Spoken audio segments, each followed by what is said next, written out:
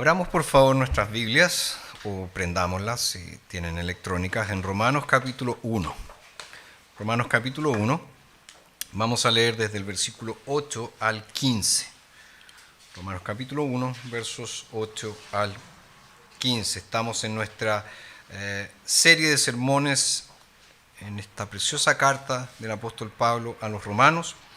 Ya hemos visto los primeros 7 versículos y hoy continuamos con los siguientes. Esta es la palabra del Señor, palabra infalible, inerrante y suficiente, que dice: primeramente doy gracias a mi Dios por medio de Jesucristo con respecto a todos ustedes, porque su fe es proclamada en todo el mundo. Porque Dios, a quien sirvo en mi espíritu en el Evangelio de su Hijo, me es testigo de que sin cesar me acuerdo de ustedes siempre en mis oraciones, rogando que, si de alguna manera por la voluntad de Dios, por fin yo sea bien encaminado para ir a ustedes.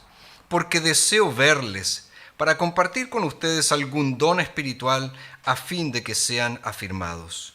Esto es, para ser animado juntamente con ustedes por la fe que nos es común a ustedes y a mí.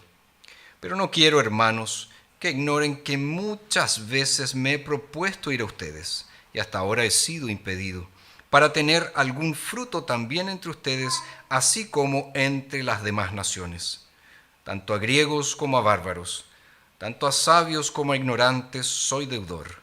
Así que en cuanto a mí, pronto estoy para anunciarles el Evangelio también a ustedes que están en Roma. Hasta allí la lectura de hoy. No sé si algunos de ustedes o alguno de ustedes ha tenido la oportunidad de leer la biografía de Martyn Lloyd-Jones, escrita por Ian Murray. Es un libro muy interesante, un libro bastante bueno, que está en dos versiones, la versión antigua en 2 volúmenes y la versión abreviada en un solo volumen. Lloyd-Jones fue sin duda uno de los más grandes predicadores ingleses de la segunda mitad del siglo XX. Ahora, en este libro de Murray, esta biografía de Murray, hay una cita muy interesante. Le preguntaron a la mujer de Lloyd-Jones, a su mujer, ¿verdad?, ¿qué pensaba ella de su marido? Y ella respondió: nadie entiende a mi marido a menos que perciba que él es un evangelista y un hombre de oración. Nadie entiende a mi marido si no se da cuenta que él es un evangelista en primer lugar y en segundo lugar un hombre de oración. Tengo que confesar que cuando leí esa frase pensé inmediatamente: ¿no sería maravilloso que Kath dijera eso de mí? Que ella dijera: ¿quieren saber por qué encuentro tan especial a mi marido? No porque es encachado, no porque es simpático, sino porque él es un evangelista, él predica el evangelio y es un hombre de oración. Él anhela ver hombres, mujeres, niños, jóvenes, ancianos a los pies de Jesucristo y se dedica fervientemente a orar con ese propósito. Ahora, yo estoy lejos de ser alguien así, muy lejos de ser alguien así. Pero creo que eso que se dijo de Lloyd-Jones, que dijo su mujer, se podría afirmar del apóstol Pablo. Y nosotros ya hemos estudiado el comienzo de esta carta, donde Pablo se presenta como un siervo de Jesucristo, como un apóstol, como un apartado para el Evangelio de Dios. Y vimos cómo este hombre predicaba la salvación de Dios en Cristo Jesús. Y ya mencionamos que Pablo deja claro que el contenido del Evangelio es Cristo. Es decir, Pablo quiere que nuestros corazones estén saturados, estén llenos de Cristo. Ahora, Pablo por lo general comienza sus cartas con algún cumplido, o con una palabra de gratitud, o con una palabra de aprecio. Hay una excepción ahí, ¿verdad?, en Gálatas, donde él está bastante molesto y no comienza con ningún cumplido, sino que les dice: insensatos, torpes. Pero aquí en Romanos nosotros vemos una demostración de cómo Pablo era un hombre de oración y un evangelista de corazón, de tal manera que él transforma la gratitud común que vemos en muchas de sus cartas en una expresión gloriosa de lo que significa ser un siervo de Jesucristo. Aquí tenemos entonces el retrato del corazón de este hombre de Dios. Por lo tanto, en base a esas breves consideraciones, nuestro tema para hoy es el siguiente: el cristiano comprometido. El cristiano comprometido. Y vemos en primer lugar que el cristiano comprometido es profundamente agradecido. El cristiano comprometido es profundamente agradecido. Pablo, él agradece a Dios porque el evangelio ha sido proclamado en todo el mundo, por lo menos el mundo conocido en aquella época. Recordemos que el apóstol Pablo está escribiendo esta carta aproximadamente en el año 50 después de Cristo. Es decir, ya ha pasado aproximadamente un cuarto de siglo desde que el Señor Jesús murió y resucitó y envió su Espíritu en Pentecostés. Y en esos 25 años el Evangelio se ha extendido por todo el mundo antiguo e incluso ha penetrado hasta el mismo centro del Imperio Romano, y hay pequeñas iglesias diseminadas por toda la ciudad de Roma. Ahora podemos decir que existían dos razones por las que Pablo estaba agradecido. La primera es que él mismo era un ciudadano romano. Él era judío, pero él era un ciudadano romano. Supongamos que tú y yo escuchamos que el evangelio ha invadido el Palacio de la Moneda, o que el evangelio, ¿verdad?, está siendo una obra poderosa en el Congreso Nacional y hay muchos senadores y diputados que se están convirtiendo, que se están volviendo a Cristo. Yo creo que eso a todos nosotros que nos decimos cristianos nos emocionaría. Porque se trata de nuestro país, se trata de nuestra gente. Por eso Pablo, entonces, como un ciudadano romano, está emocionado de que en este gran imperio del que él es ciudadano, el Evangelio de Jesucristo está haciendo progresos maravillosos, ya que el llamado central de la vida de Pablo es llevar el Evangelio a los gentiles, llevar el Evangelio a los no judíos. Acuérdense que a Pedro se le comisionó predicar el Evangelio entre los judíos, pero a Pablo, desde el día en que fue recibido en la gracia, desde el día en que se convirtió, el Señor le encomendó predicar a los gentiles, llevar el Evangelio a los gentiles, y él ve el poder de Dios obrando la salvación entre los gentiles e incluso llegando a la capital misma, la ciudad de Roma, donde hay muchos cristianos allí ya. Y aunque Pablo no los conoce a todos, al ver el progreso del Evangelio en Roma, se goza grandemente, se alegra profundamente. Pensemos en eso por un instante. Si ustedes saben algo acerca del ministerio de Pablo, van a recordar que gran parte de su estrategia, de hecho su práctica misionera, se enfocaba en las ciudades. Pablo no pasó tiempo en sectores rurales. ¿Era porque él estaba en contra de la vida rural? No. Fue porque entendió que si las ciudades eran ganadas para Jesucristo, si había en las ciudades iglesias centradas en Dios, iglesias que exaltan a Cristo, iglesias que viven vidas transformadas, no pasaría mucho tiempo para que el evangelio llegase a los sectores rurales en torno a esas ciudades y que esos habitantes también se volverían a Cristo. Entonces, no es que el apóstol Pablo pensara que la iglesia en Roma tenía personas más importantes, personas más influyentes, porque era la capital del imperio, entonces era la más importante.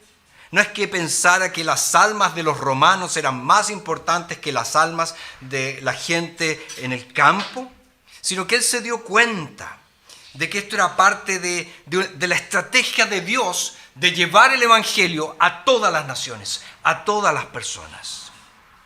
Por eso, creo que donde estamos, aquí la ciudad de Curicó, es importante para la región del Maule. Por eso nuestra iglesia es importante aquí. No porque seamos los más importantes del Maule,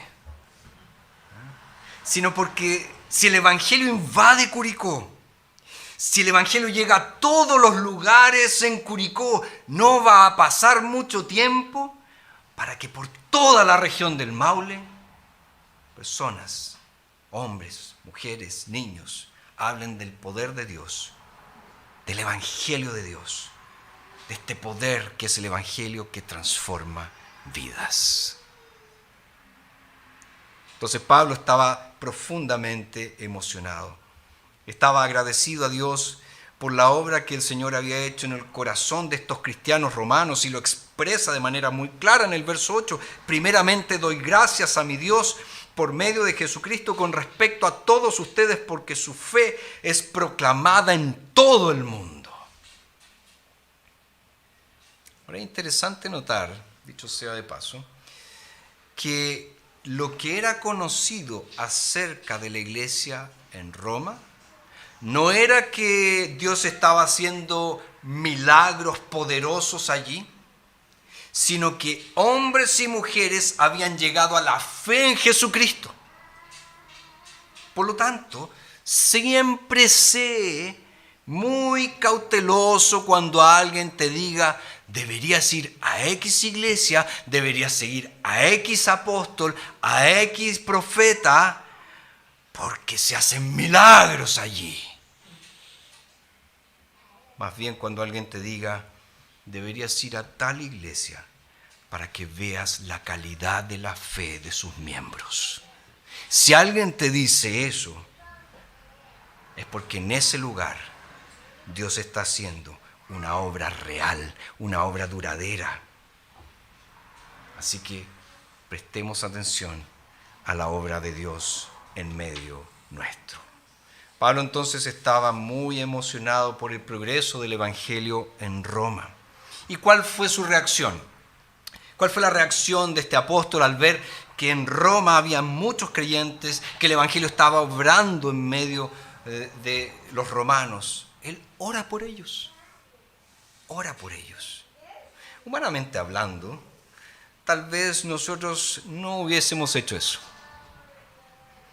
Cuando vemos que el evangelio está floreciendo, que el evangelio está avanzando, probablemente, ¿qué es lo que tendemos a hacer? A aplaudir a las personas, a los líderes, al predicador, a los presbíteros, a quien sea, como si ellos fueran los grandes promotores de tal avance.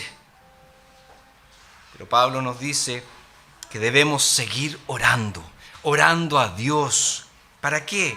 Para que la obra no sea obstaculizada por Satanás, que no sea estropeada por el orgullo humano y que abunde y aumente para la gloria de Dios y para la gloria de nuestro Salvador Jesucristo. Entonces, el cristiano comprometido en primer lugar es profundamente agradecido a Dios por la obra que Él está haciendo. En segundo lugar, el cristiano comprometido tiene un gran deseo en su corazón. Tiene un gran deseo en su corazón. Observa el versículo 9. Pablo dice, Dios me es testigo de que sin cesar me acuerdo de ustedes siempre en mis oraciones. Y el verso 10 dice, rogando que si de alguna manera por la voluntad de Dios, por fin yo sea encaminado para ir a ustedes. ¿Por qué Pablo llama aquí a Dios como testigo?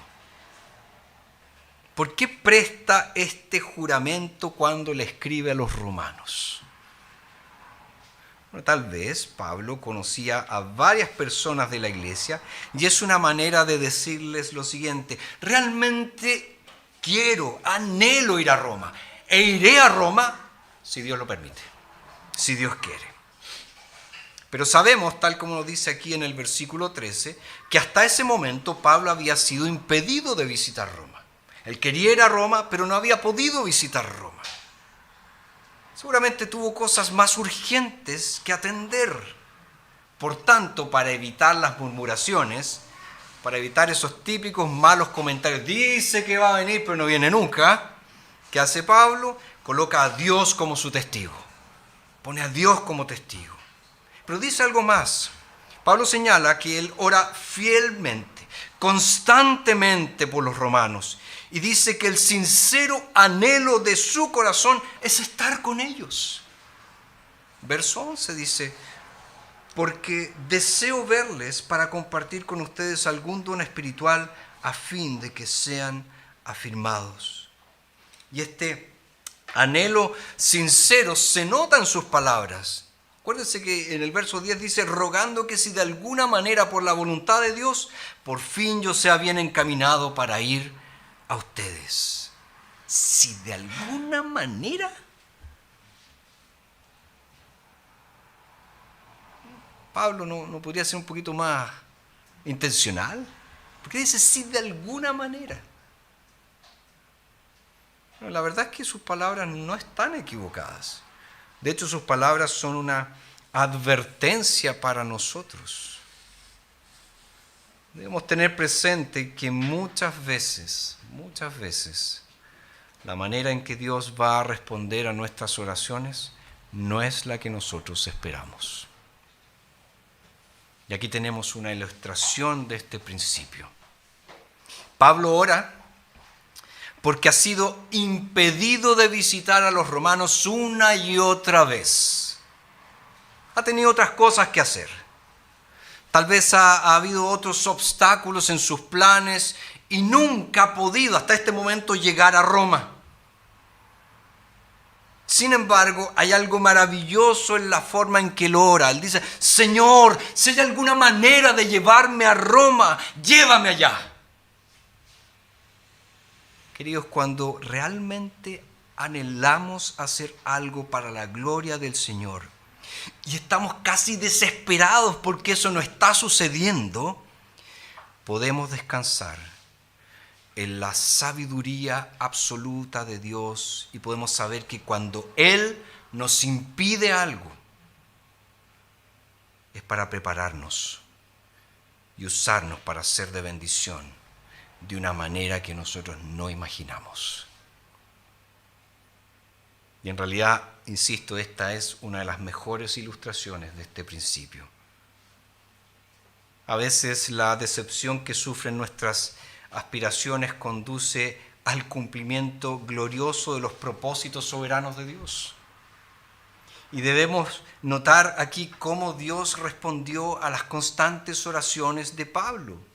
Y en realidad la respuesta a esas constantes oraciones está una página antes, en el capítulo 28 del libro de los Hechos. Pablo oró una y otra vez, Señor, si es posible, llévame a Roma, quiero estar allí. ¿Cómo respondió el Señor a su oración? Dios lo tomó y lo llevó a Roma preso.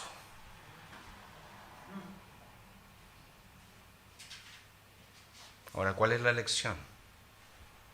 La lección es esta. Cuando pedimos cosas que están de acuerdo con la voluntad de Dios, a veces Él nos las da de una manera muy diferente a como nosotros las esperamos. Nos las concede de formas que nunca habíamos imaginado. Y sabemos que cuando Pablo llegó a Roma, preso, los cristianos romanos salieron de la ciudad para encontrarse con él y para acompañarlo, para escoltarlo en su ingreso a la ciudad como prisionero. Y ese debe haber sido un gran momento en la vida del apóstol Pablo. Imagina, cuando él ve venir a esos cristianos romanos que él tanto anhelaba conocer, quería estar con ellos. ¿Qué habrá pasado por su cabeza? finalmente los veo. Finalmente estoy con ellos. Dios respondió a mis constantes oraciones. No lo hizo como yo esperaba, pero ciertamente lo hizo. No lo hizo como yo quería, pero Él lo hizo.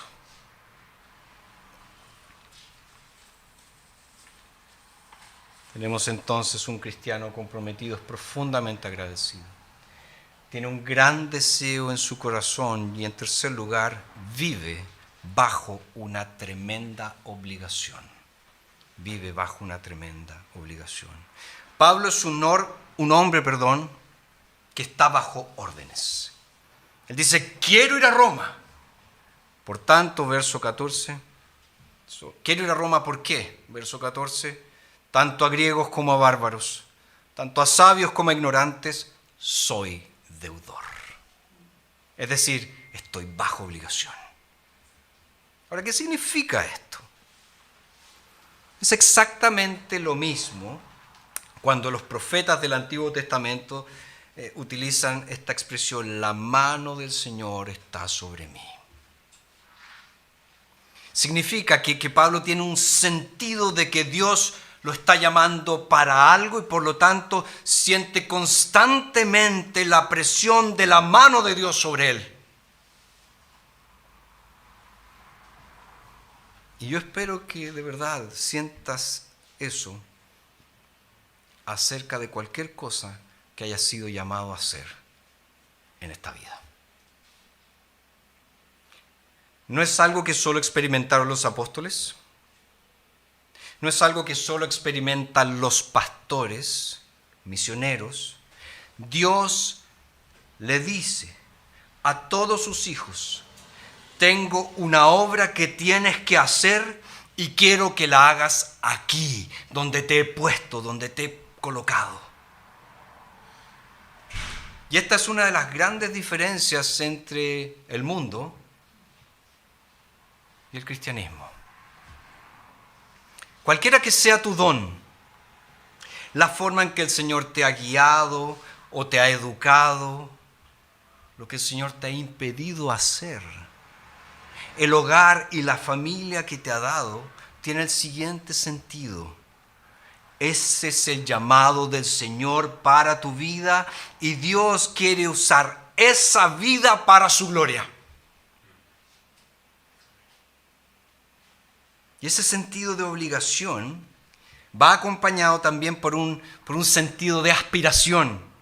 Pablo dice en el verso 14 que él es deudor. Y en el verso 15 dice, así que en cuanto a mí, pronto estoy listo, estoy dispuesto.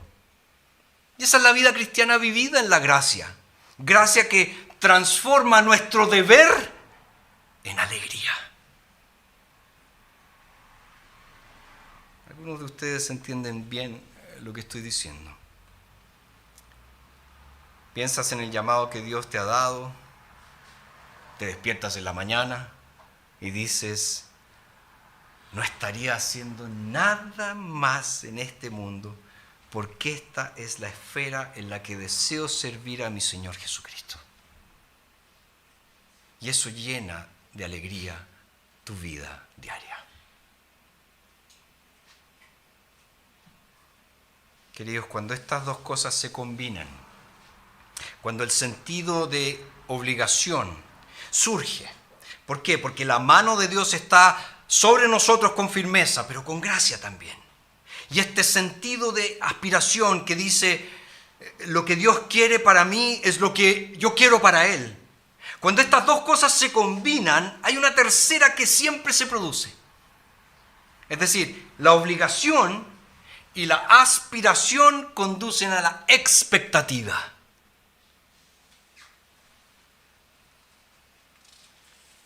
Pablo dice en el verso 13, muchas veces me he propuesto ir a ustedes, es decir, deseo ir a ustedes, anhelo ir a ustedes, para tener algún fruto también entre ustedes, así como entre las demás naciones.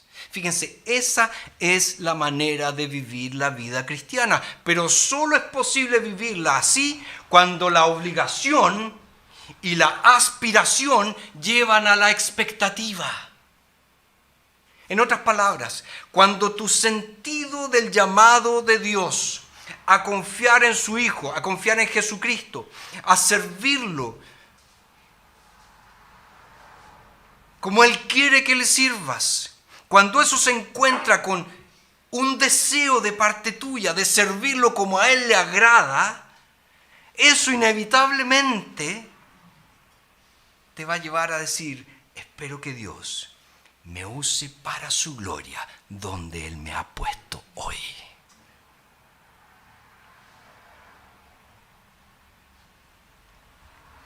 Eso es maravilloso. ¿No es verdad?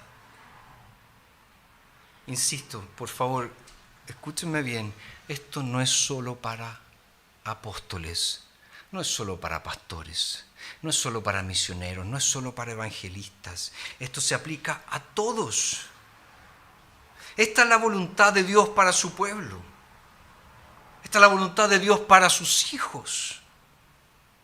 Nos ha dado un llamado en la vida para que deseemos agradarle y anhelemos ser usados por Él. Y bajo esa convicción podemos tener confianza de que nuestras vidas darán fruto, que habrá una cosecha para nuestro Señor de nuestras vidas. Pablo dice aquí lo que él también señala en Filipenses capítulo 1, cuando él dice, deseo partir y estar con Cristo. Quiero morir, dice, porque voy a estar con Jesús. ¿Alguna vez has pensado eso? A lo mejor los más entraditos en años lo han pensado, ¿verdad? Quiero morir. Quiero morir. Preferiría morir, ir al cielo. Quiero salir de este mundo. Es muy complicada la vida aquí. Sí, Pablo dice, yo prefiero estar con Cristo. Pero él también dice, pero quedarme en la carne es más necesario por causa de ustedes. Fíjate, si anhelas estar en el cielo y te preguntas por qué el Señor aún no te ha llevado allá, la respuesta más probable es que el Señor tiene un servicio fructífero para ti aquí. Él tiene algo para ti aquí. Y puede que no lo entiendas, pero el Señor quiere hacer algo a través de tu vida. Y esa es una excelente manera de vivir como cristiano. Todos los días vivo con la expectativa de que habrá una cosecha, de que voy a producir fruto para la gloria de mi Señor. Por eso estoy aquí.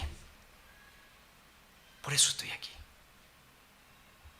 Insisto, una vez más, no es solo para pastores, no es para los predicadores del Evangelio, es para los papás, para las mamás, para los niños en el colegio, para los adultos en el trabajo, para los abuelos. Es para todos nosotros. Dios nos ha llamado a servirle para su gloria en la vida, en la familia, en la profesión, en el trabajo, en la universidad, en los colegios. Y cuando nuestros corazones están unidos con ese sentido de llamado y obligación, tenemos esta santa expectativa de que habrá fruto para la gloria del Señor. Por eso Pablo dice, estoy pronto, estoy listo para anunciarles el Evangelio a ustedes también en Roma. Ahora hay una frase aquí que puede ser el secreto de todo esto. Y está en el verso 9. ¿Cuál es el secreto de este estilo de vida, de esta confianza absoluta en que Dios nos va a usar para su gloria? La respuesta es, Dios es mi testigo.